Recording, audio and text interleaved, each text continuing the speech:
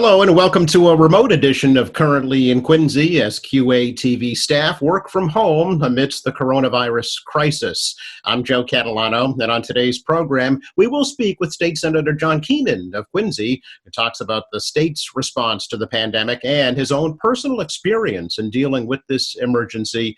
First, though, as always, we check the news for you this morning.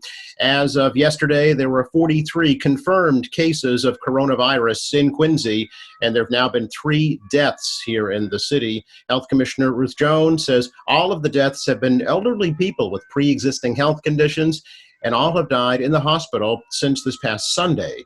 And Jones says there are currently about 100 people in Quincy under self-isolation as they check for symptoms of the virus. Jones says 9 people in Quincy have recovered from COVID-19.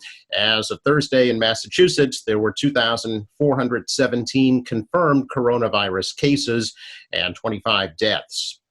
Quincy school officials say they are waiting for the state to issue some new guidelines regarding report cards, grading, and other end-of-year activities now that the school closure has been extended to May 4th.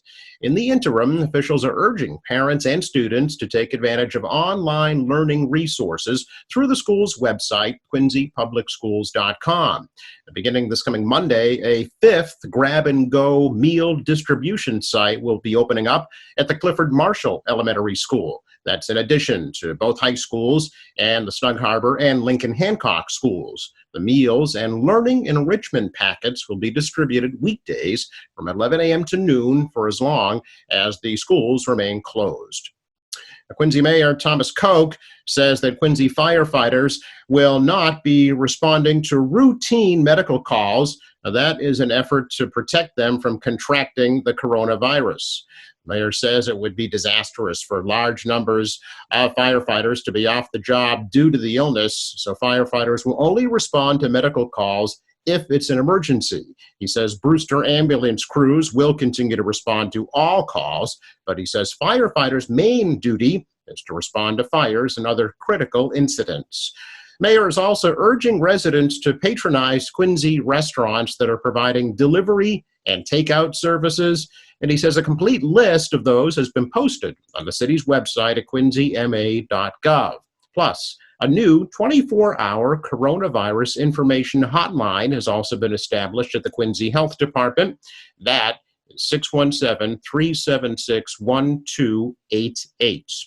More information is expected later on today about a special relief fund being established by the nonprofit Quincy Foundation to assist individuals directly impacted by the pandemic. Mayor says those funds would likely be used to pay the rents and mortgages of workers who've been left without income due to the crisis. Additionally, $1 million from the Quincy Affordable Housing Trust Fund has also been set aside for that same purpose. Those funds are being administered by the Quincy Chamber of Commerce and Quincy Community Action Programs.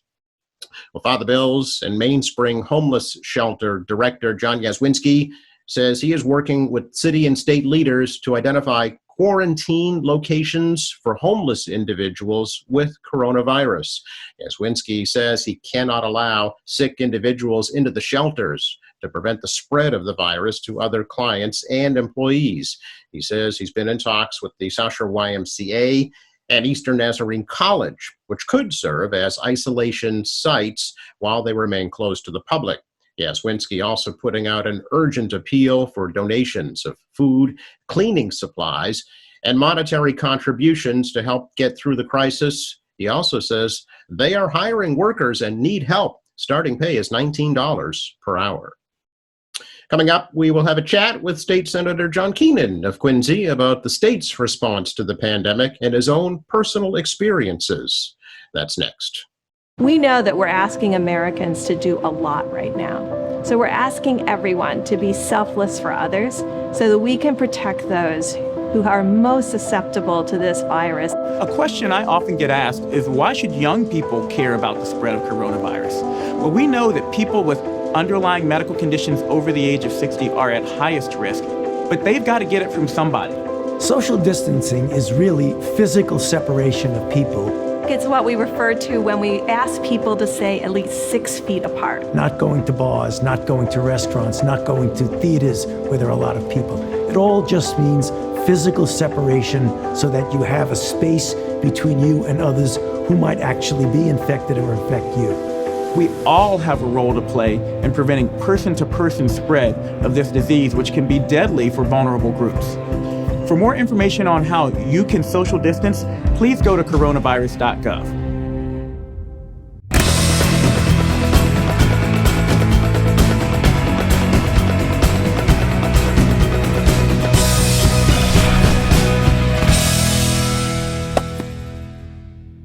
State Senator John Keenan of Quincy is joining us via teleconference, as is the new mode of communication that everybody's getting used to, John, to chat a little bit about the coronavirus pandemic, how specifically it affects the Norfolk Plymouth District and Beacon Hill as well. So thanks so much for spending some time with us. Right, always great. Good to see you. You look healthy. That's good.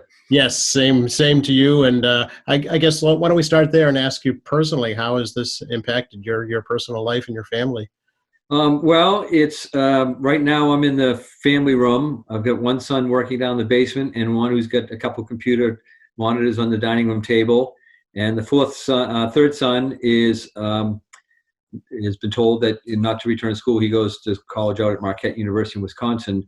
So he'll continue remote studies for the rest of the semester. And we're trying to figure out what we're going to do with his belongings out there that are in the dorm. They're on flights out there. They've been canceled twice on them. So, but we're doing fine. We're very, very fortunate. We're all healthy, and my wife continues to work. She works at a community health center, so she has been very busy.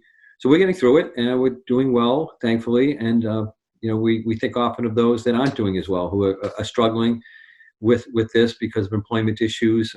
Folks that are out on the streets that are homeless who are struggling with it. So it's really impacting a lot of people in a lot of profound ways. Yeah, curious. Your wife literally on the front lines. Has she seen what we've seen nationwide, the shortage of personal protective equipment and the influx of patients? Not a dramatic increase from my understanding of influx of patients. A lot of calls of people who are concerned, wondering if they meet the criteria to be tested. They are doing some testing. They all across, and I'm hearing this throughout the district, and from being in contact with fellow senators, I'm hearing it as well, that there is still a shortage of personal protective equipment, and there's a shortage of ventilators and things of that nature. They're not getting here quickly enough, but they're on the way, and hopefully they'll get here soon. Yeah. How would you kind of, assess how the governor has handled this crisis so far in the state, John? Well, I think the state has handled it well. There's obviously, each day you take a look back at the previous day and think, well, there's so much more we could have done, and did we do the right things? But this is something so new. It's very challenging. And I think the governor, the legislature, the executive branch agencies and authorities are all working very well together. We're fortunate in Massachusetts that there isn't a big issue with partisanship. And with things, in ordinary circumstances, Republicans and Democrats work well together. And in extraordinary circumstances like we have now, that level of cooperation is even greater. And so we're very, very fortunate. The governor is really has so much on his plate. Every day something new comes up, and we're just trying to react as best we can. Yeah. And while reacting, also thinking about what's next to try to be as proactive as possible. Legislatively, what is happening under the Golden Dome, and what will be happening?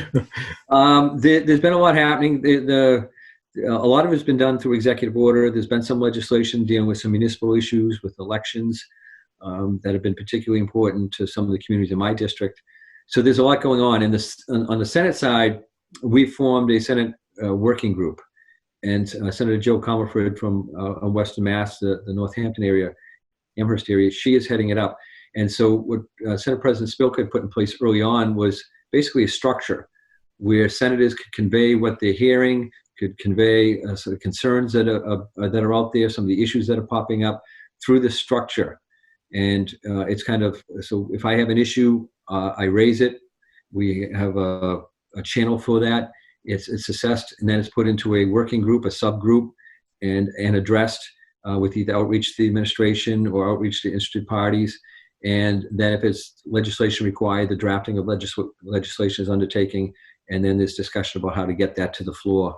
because right now we're just meeting in informal sessions. We're not having formal sessions, but there is an awful lot of work going on behind the scenes to address this legislatively wherever the governor thinks it's necessary. For instance, the issue of the federal government extending the filing deadline for federal taxes till July 15th has prompted a lot of inquiry here in Massachusetts. Will we do the same thing?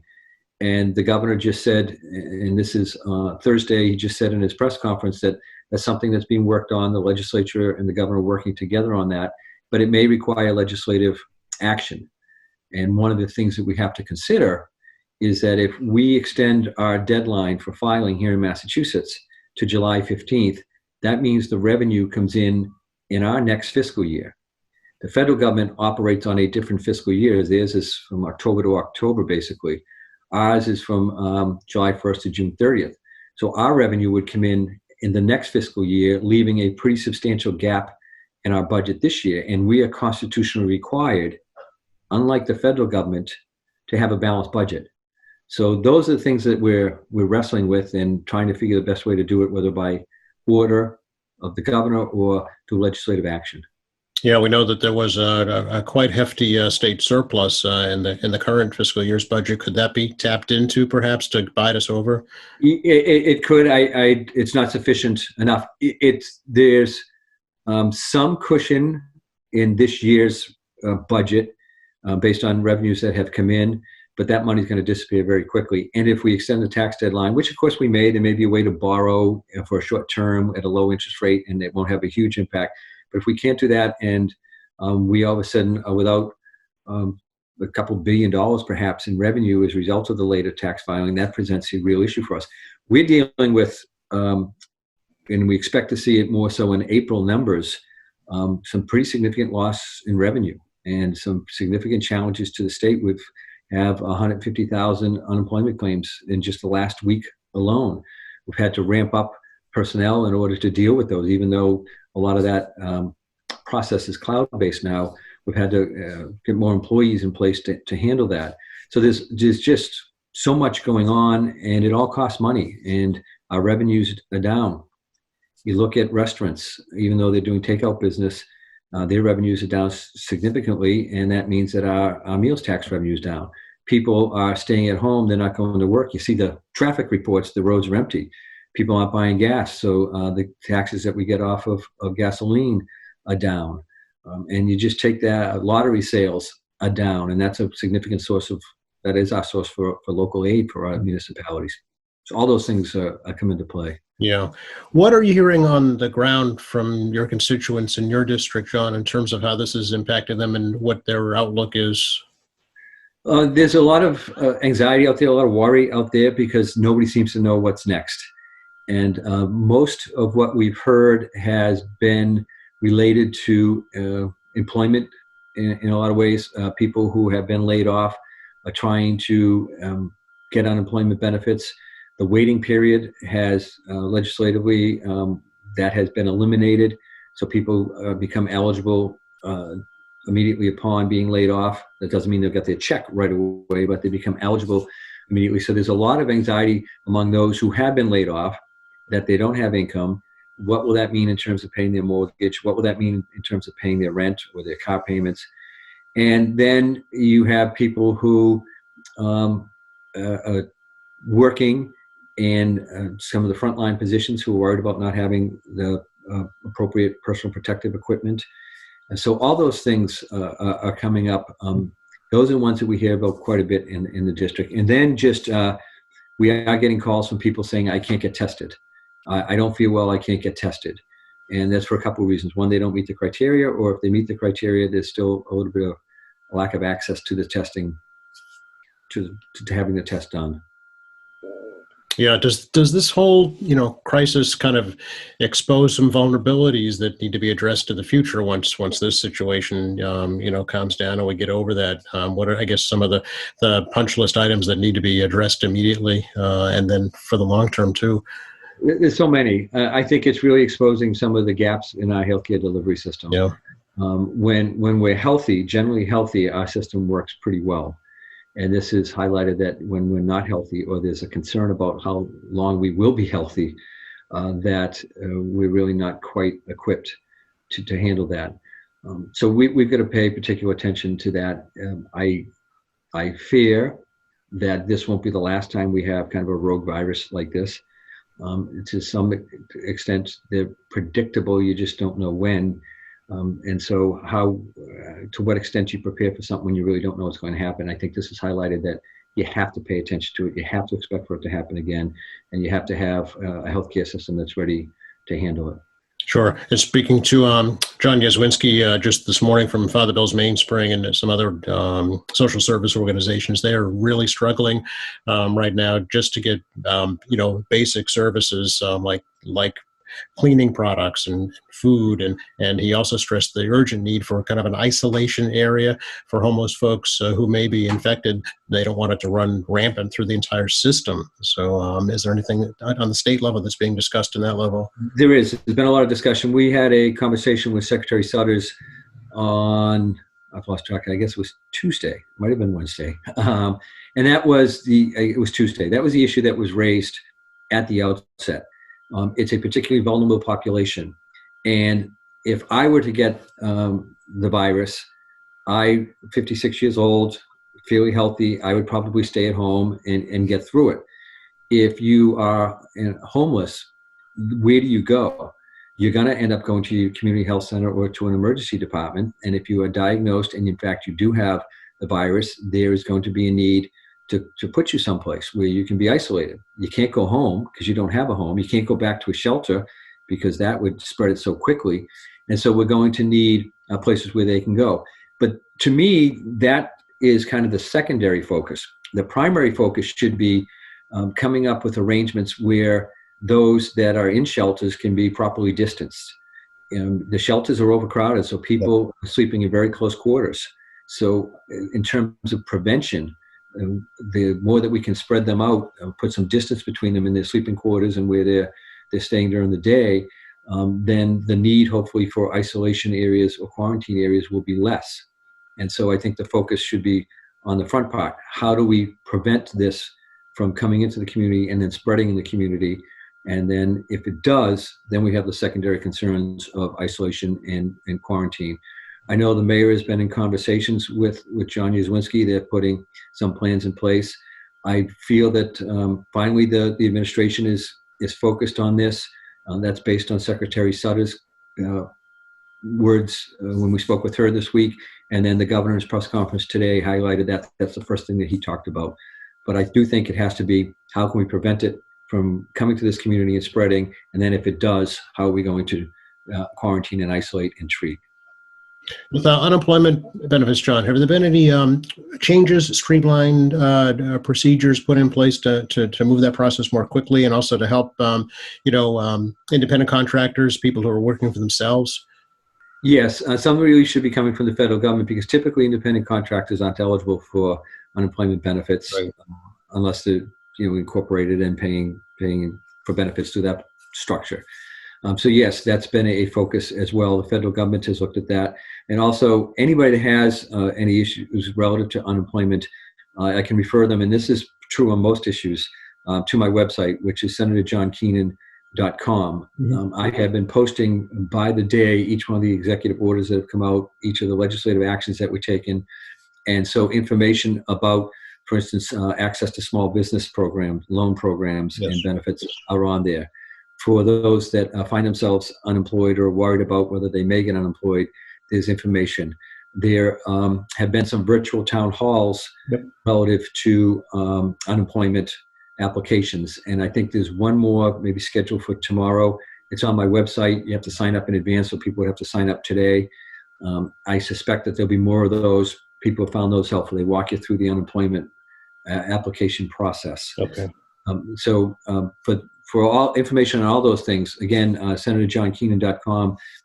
If you get down, scroll down, you're likely to come across the area that addresses your concern. Great. How would you kind of assess how the federal response has been here in Massachusetts to this crisis, and what is it that would be needed, immediately?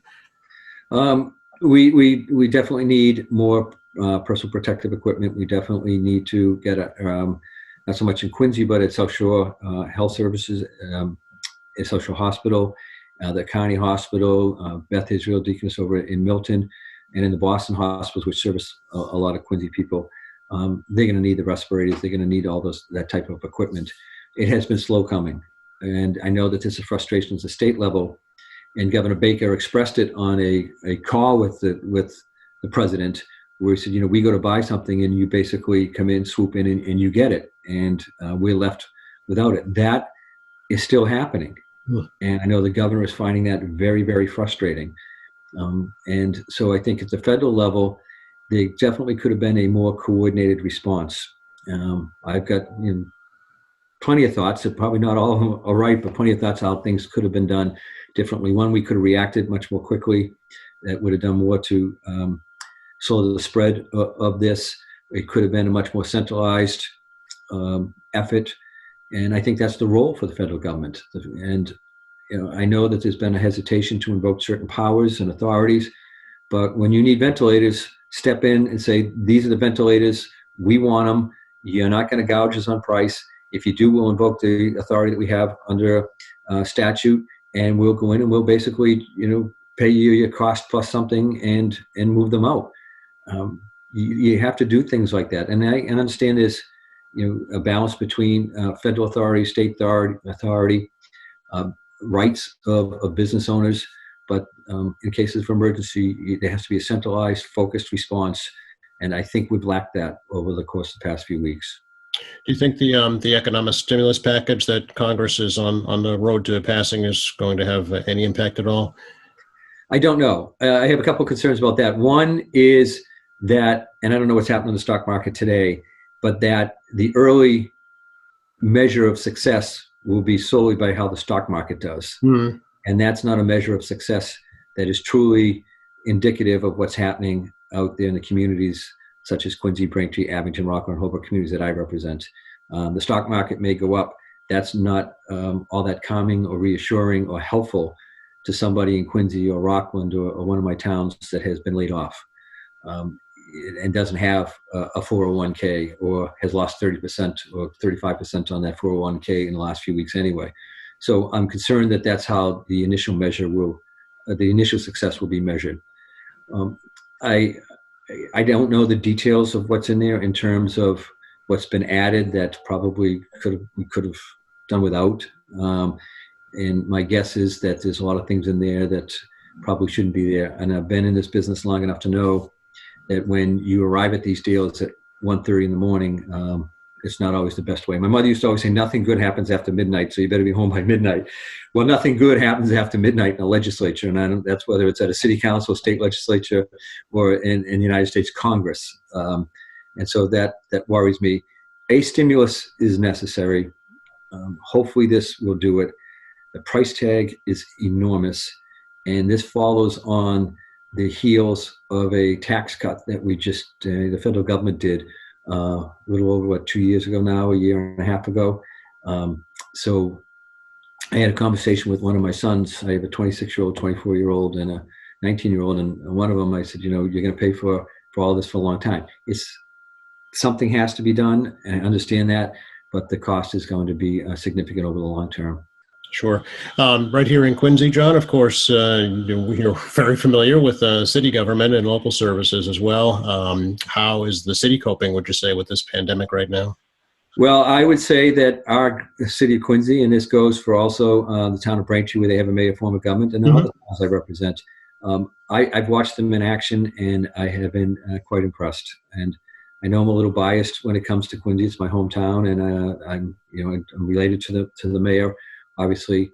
But these are instances where you recognize having people with experience and knowledge and ability is enormously important. And in both communities, there are knowledgeable, experienced, capable people in place, meaning Quincy and Braintree, and that goes for all the towns that I represent as well. But Quincy in particular, when you look back at the issues that we had with storms just a couple of years ago, and then before that when we had the Snowgeddon, whatever they called it, when we had all that snow, Quincy's been tried, and Quincy has handled those as well as any city its size, I think, in the country. And that's reflection on the leadership of the mayor and the people in place who are committed to the work that they do every day. So it's Quincy's doing well. I heard, for instance, on the issue of homelessness, homeless advocate, somebody who's in that business, say that Quincy has shown true leadership on that. And it's not just that issue. It is across the board with the restaurant industry, with other small businesses, with our health department, Ruth Jones, doing the work that she's doing. Really just a great response at the local level. Yeah. What, you sat on the Quincy School Committee, of course, in the past as well. What challenges are public school administrators, teachers, and students going to face and now that the closure has been extended till May 4th, that may or may not be extended again? What are your concerns with public education? I never had the honor of actually serving in the school committee on the council, but we did do a lot of work with the school committee, and certainly I know all the members of the school committee. And it's going to be a big challenge to extend until May 4th, I think it is, Monday, May 4th, the order that prohibits elementary and secondary school from opening. That's a big challenge to our public school system. Remote learning is going to be something that not only our teachers and administrators are going to have to adapt to quickly, but also parents and students. But it's the same thing. Quincy school system has dealt with things like this in the past with extended school closings and storm closings, and they've always handled it very, very well. And it's for the same reasons. We have a very capable and competent administration in place. Superintendent Christopher Rao has been through all of this. The teachers, the principals, they're tried and true, and they're truly committed to helping the children. And we have a city that's very diverse, that has a lot of educational challenges because of the language issues, but everybody seems to come together and do it well. And the parents of the city have also responded remarkably well. They understand that this is a unique situation, and they've committed to providing the best they can at home for their children while they're trying to balance work and all the other challenges that have arisen because of the coronavirus.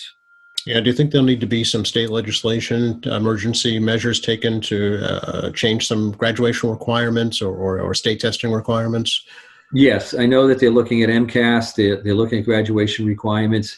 The concern is that if there is an extended period of time and the remote learning doesn't go as well as possible, students will be unprepared going into the next grade. And that means the next school year at the outset will be impacted with students trying to catch up on what they should have been doing in April, May, and through June. So I know the superintendent is focused on that and trying to get as a robust remote learning program in place so that those students go on to the next grade well prepared. And to the extent that there needs to be some extra work done, I'm confident that the school system will make sure that it is done. And ultimately, students will graduate with a diploma from Quincy Public Schools that is reflective of the high quality education that they've had over the years and that they received during the course of this crisis. Sure. We've heard concerns, John, at the MBTA just recently. Some of the drivers that are now being infected with the virus, cutting down on some service and changing some personal hygiene protocols. Are they doing enough, do you think, on the T right now? Yeah, that's very complicated because the T's job is they deal with the public every day. Right. And so the couple of changes that they've made is that they have required people to board in the back of the bus unless it's a person with a disability. Then they will board where the ramp is, which is typically at the front of the bus. So that people boarding at the bus, so there's less contact than with the driver. They're distanced from the driver. They will sit appropriately on the buses and on the trains. That's been kind of marked off on many of them. But that's a job that requires people to be in contact. The T has adjusted some schedules to accommodate people's work schedules, particularly healthcare workers that have to get to the hospitals early in the morning. Commuter rail lines have adjusted the frequency of the trains that they run at those critical hours. So the T is responding as best they can. And that's another area where revenues are going to be down significantly. Ridership is way down, and that revenue is projected based on certain revenue and ridership assumptions, and those are all been thrown out the window basically. So that's going to be a challenge going forward also. Sure. Do you agree with the governor's stance that construction projects should go on, should continue, obviously using best safe practices, but not shutting them down? Well, from a personal perspective, as I say, I have a 26-year-old who lives at home, and he's kind of does project management, engineering work for Suffolk Construction. Oh, okay. So personally, I'd say, yeah, it'd be great if he was at work. Sure. Yeah. In the field. He's working on a project over at MIT right now, an artificial intelligence building. I just actually saw what he had up on his computer, and I don't know how he makes sense of all the lines and graphs and plans. It's pretty remarkable what he's doing. But from a personal perspective, yes, that'd be great if he could go to work every day, and I think he would love to be able to get on the site, and he was up until just a couple of days ago. Yeah. So, but then in the greater picture, I think the governor has recognized that's an enormously important economic driver for the Commonwealth. We have an enormous need for housing, and losing 6 or 8 weeks of construction time would have a pretty serious impact on our economy. At the same time, the governor, I believe, feels confident that working with the trade unions and others involved in these construction projects, that appropriate distancing and personal safety protocols can be put in place so that they can work and not have any significant increase in risk related to the virus. That remains to be seen. Obviously, Mayor Walsh has a difference of opinion on that. Boston has moved to shut down its construction sites, and there is not a personal tension between the governor and the mayor. They get along very well, but there's certainly a tension in policy. And the mayor thinks that they should be closed. The governor thinks that they can remain open, and maybe they'll figure out a way to initiate something or put something in place that's uniform and does slow the epidemic while also allowing some critical work to go forward. Some construction work has to go forward. Sites have to be secured. There has to be people on site. And when you look at a municipality like Quincy, there's vital infrastructure work that is in process. Sewer lines, water lines, things like that are very important. And some of that work is starting a little bit earlier this year. Right. That's the weather. And so that has to continue because it delivers water. It's our sewer system. So that's very important work. Yeah, just earlier this week, there was a major water main breakup in Wollaston that was quickly addressed because the workers were on staff and ready to go, and took care of it very quickly. I can't help but ask you, John, all the non-essential services, recreational marijuana shops are considered non-essential, and medical marijuana is essential. So knowing the work that you've done on this in the past, what is your reaction to that? Well, you had to ask, huh?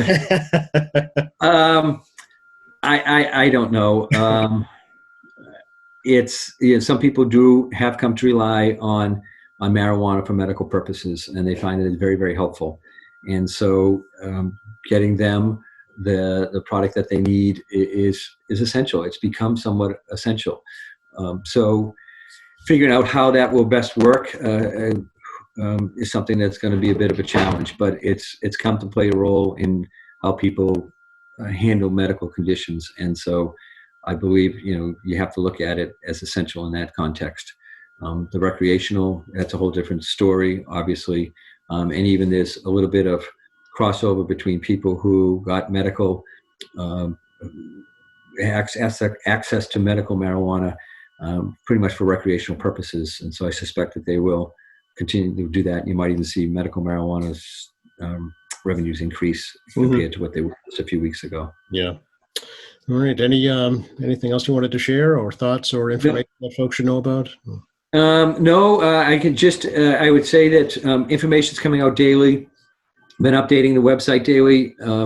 It has reliable sources of information, and those are ones that are coming directly from our government.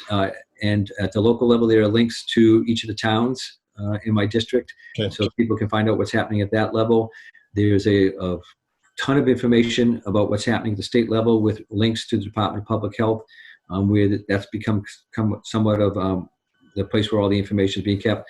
And there's also links to the Centers for Disease Control in Washington, and then the World Health Organization, so people can get a sense of what's happening internationally. But there's just a long compilation of everything that's occurred over the past week to 10 days, and it's got pretty much all the information and links to all the sites that you would have to go to address your concerns. And then also, we're working remotely, but our phone number is live. It's 617-722-1494. In between basically 9 and 5, you will get somebody who answers the phone. It's Doreen. She's doing an incredible job given the circumstances. She's been really helpful to people. And then I just also like to say that, people sometimes look at government employees and say, oh, the government employees. Well, I know I'm very fortunate to have the staff that I have, given the circumstances. I'm lucky to have them every day, but really stepping up and showing what they're capable of in response to this crisis. And I know that goes at the local, state level, and the federal level. And if we're to learn something from this, and I think we're going to learn a lot, and we're going to find that what we do in the private sector and the government sector in a lot of ways is going to become more efficient.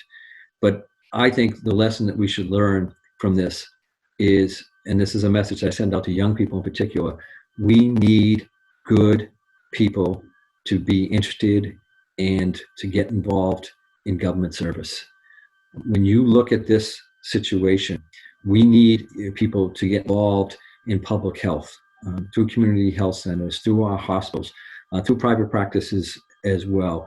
We need people to work at our city level government and the public works department to make sure that our infrastructure is strong and can deliver in these circumstances, that our law enforcement and our firefighters, all the way up right through the federal government. And we see it, people who work in Centers for Disease Control, the National Institutes of Health, those are critically important positions. The State Department in situations such like this are critically important. And we've got to make sure that we have a generation of young people who realize that and who understand what an honor it is to work in government and how rewarding it can be to work in government. I know a lot of people who, while this is very heavy work and time consuming, they feel so challenged and energized, and you can see that in the work that they're doing every day for the people that they represent, whether it's at the local, state, or federal level. And to me, that's encouraging. And it's so important that young people know that and know that your government needs you and needs you every day, not just in times of crisis. And I think this has highlighted that. Yeah, just will be a life lesson. Kids might not be in school, but they certainly could be learning from this, no doubt. Yeah. Yes. Appreciate your time, John.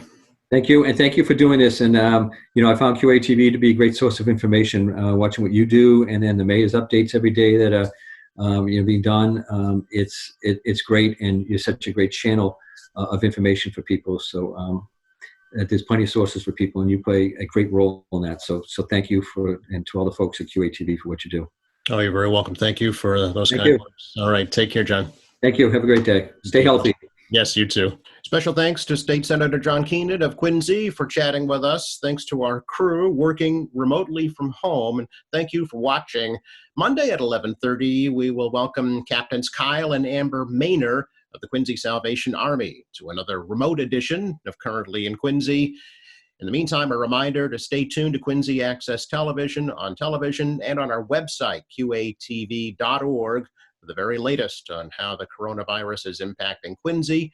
For all of us here at QATV, I'm Joe Catalano. Have a very happy, healthy, and safe weekend.